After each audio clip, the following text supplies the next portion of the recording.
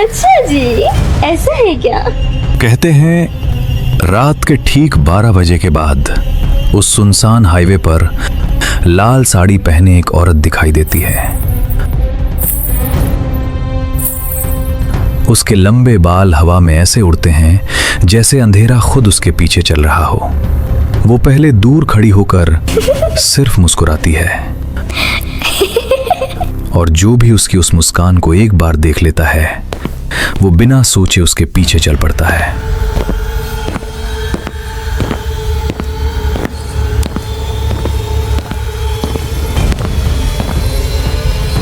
लेकिन सबसे डरावनी बात यह है कि उसके बाद वो इंसान कभी वापस घर नहीं लौटता।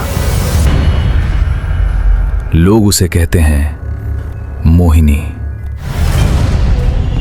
कहते हैं अगर उसकी नजर किसी से मिल जाए तो वो इंसान धीरे धीरे अपना दिमाग खोने लगता है और फिर एक रात वो खुद अपनी मौत के पास चला जाता है।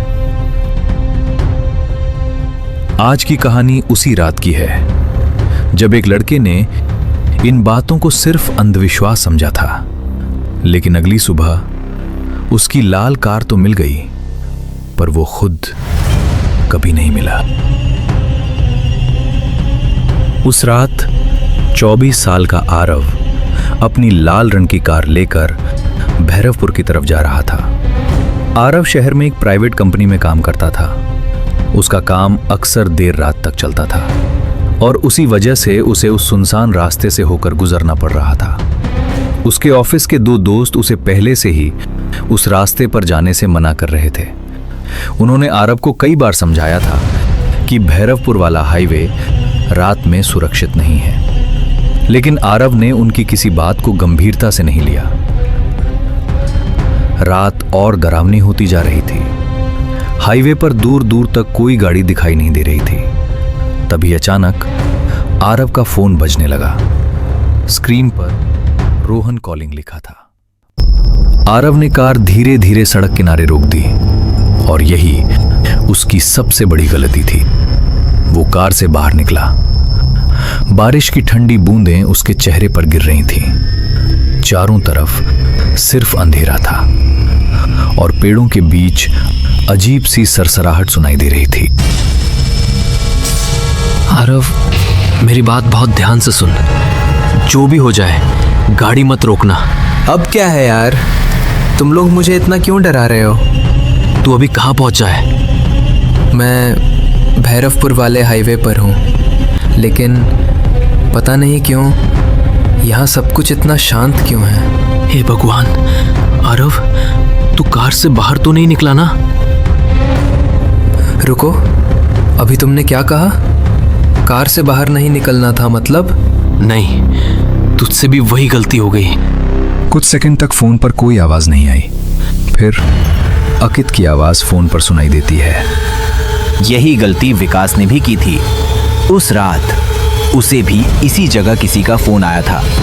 वो कार रोककर नीचे उतरा और फिर अगली सुबह उसकी खाली कार जंगल के पास मिली, लेकिन वो खुद कभी नहीं मिला।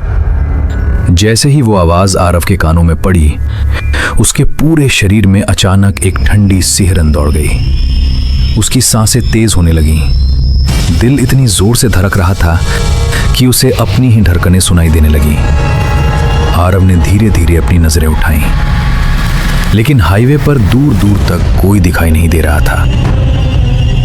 फिर भी उसे साफ महसूस हो रहा था कि अंधेरे में कोई था, कोई जो काफी देर से उसे देख रहा था। और तभी आरव को एहसास हुआ कि वो आवाज अब दूर नहीं थी, बल्कि उसके बिल्कुल पीछे से आ रही थी।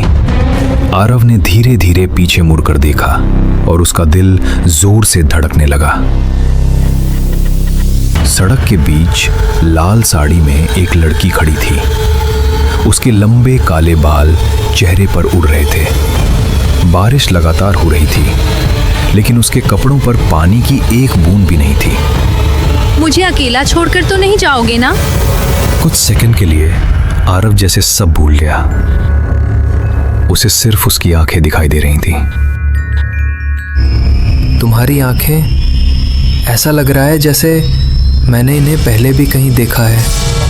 मतलब वो अलग ही लेवल का बंदा था। शायद हम पहले भी मिल चुके हैं। मुझे बस थोड़ी दूर जाना है। क्या तुम मुझे छोड़ दोगे?